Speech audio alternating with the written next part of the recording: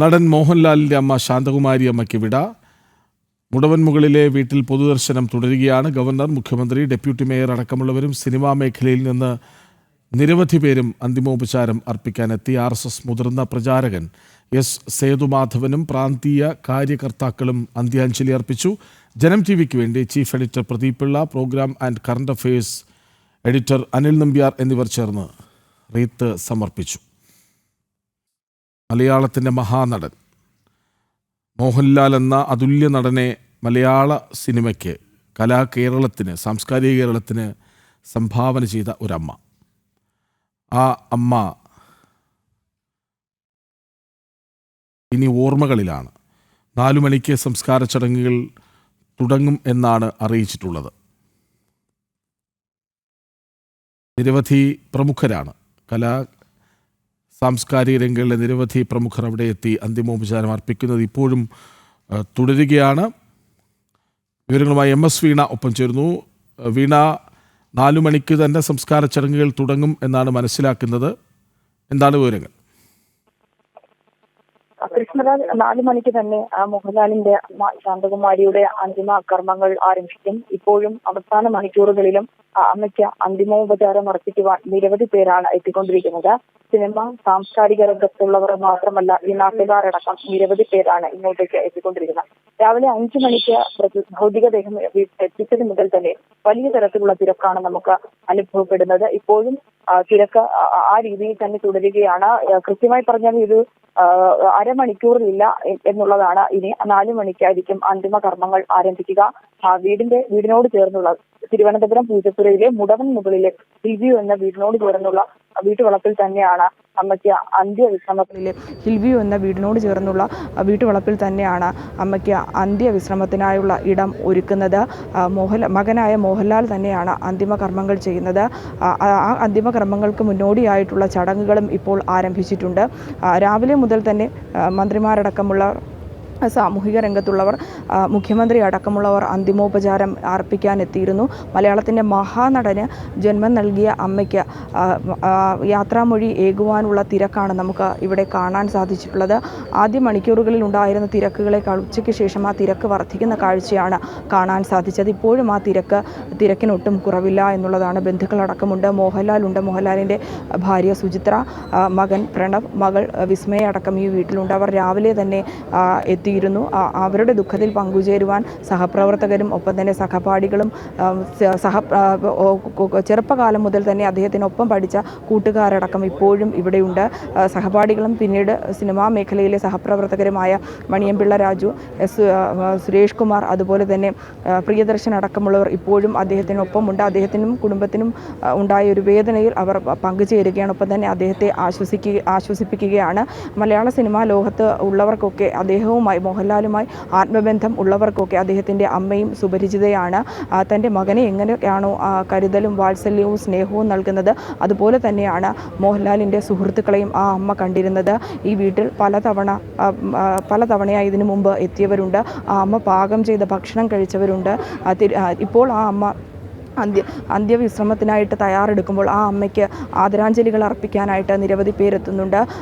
കണ്ടമിടറുന്ന സ്വരത്തോടു കൂടിയാണ് ആ ഓർമ്മകളൊക്കെ പങ്കുവയ്ക്കുന്നത്.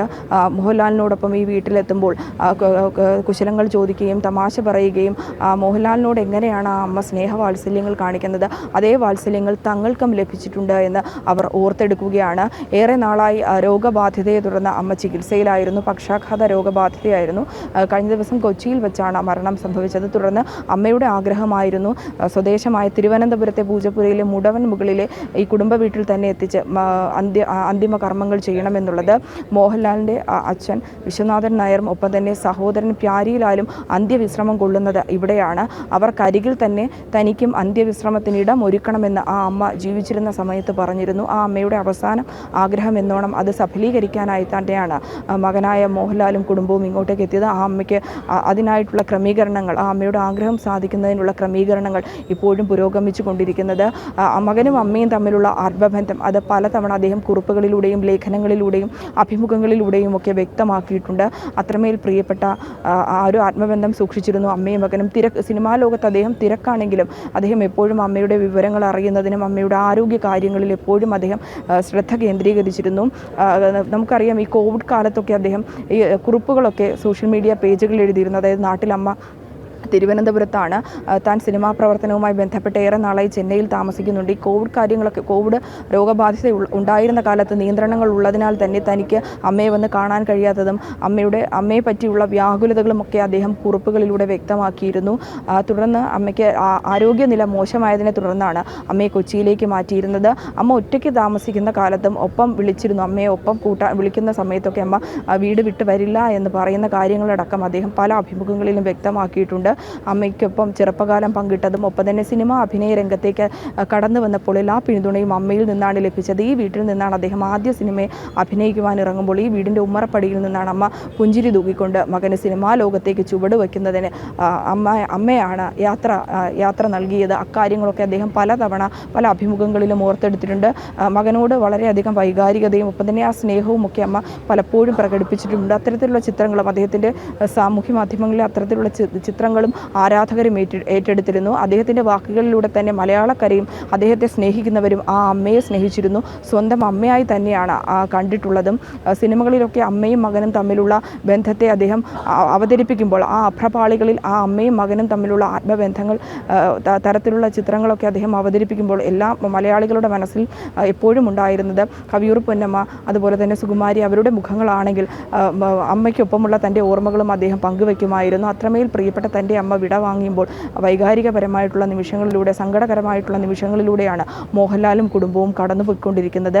അദ്ദേഹത്തിൻ്റെ ചില കഥാപാത്രങ്ങൾ നമ്മൾ നോക്കുകയാണെങ്കിൽ ചിലത് വില്ലൻ കഥാപാത്രങ്ങളായി അദ്ദേഹം അഭിനയിച്ചിട്ടുണ്ട്. ഒപ്പം തന്നെ ദുരന്ത പര്യവസായി അവസാനിക്കുന്ന ചില കഥാപാത്രങ്ങളും അദ്ദേഹം അവതരിപ്പിച്ചിട്ടുണ്ട്. അത്തരം കഥാപാത്രങ്ങൾ അത്തരം സിനിമകൾ കാണാൻ അമ്മ തയ്യാറായിരുന്നില്ല എന്നും അദ്ദേഹം പറഞ്ഞിട്ടുണ്ട്. ചില സിനിമകൾ കണ്ട് പൂർത്തിയാക്കാൻ കഴിയാതെ അമ്മ സങ്കടപ്പെട്ടു പോയ ഓർമ്മകളും അദ്ദേഹം പങ്കുവച്ചിട്ടുണ്ട്. കിരീടം അതുപോലെ തന്നെ ചെങ്കോൽ അത്തരത്തിലുള്ള ചില സിനിമകളിൽ അദ്ദേഹത്തിൻ്റെ കഥാപാത്രം അവസാനം മരിക്കുന്നതും കൊല ചെയ്യപ്പെടുന്നതുമായിട്ടുള്ള കാര്യങ്ങൾ ആ ദൃശ്യങ്ങൾ അഭ്രപാളികളിൽ തെളിയുമ്പോൾ അത് അമ്മയ്ക്ക് താങ്ങാൻ കഴിയില്ല.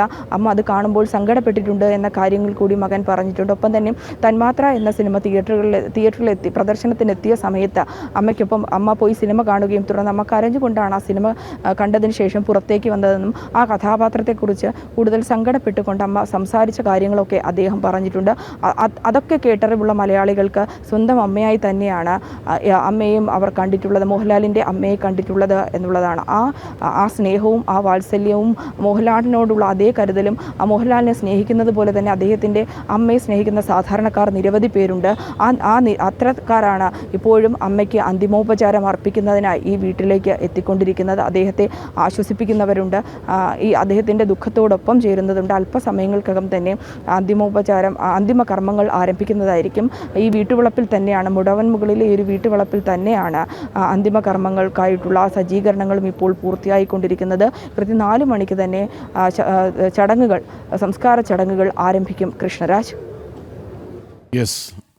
ദാദാ സാഹിബ് ഫാൽക്കെ പുരസ്കാരം സിനിമയിലെ പരമോന്നത പുരസ്കാരം നേടി അമ്മയ്ക്ക് മുന്നിൽ എത്തിക്കുമ്പോൾ അമ്മ പറയുന്നുണ്ടായിരുന്നു പലതും. കൂടെ നിന്നവർക്ക് അത് മനസ്സിലായില്ല. പക്ഷേ മോഹൻലാൽ പറഞ്ഞത് എനിക്കതെല്ലാം മനസ്സിലാകുന്നുണ്ട് എന്നാണ്. അതിൽ തന്നെയുണ്ട് അമ്മയും മകനും തമ്മിലുള്ള സ്നേഹത്തിൻ്റെ ആഴം എന്ന് വ്യക്തമാണ്. വിവരങ്ങൾ നൽകുകയായിരുന്നു MS വീണ.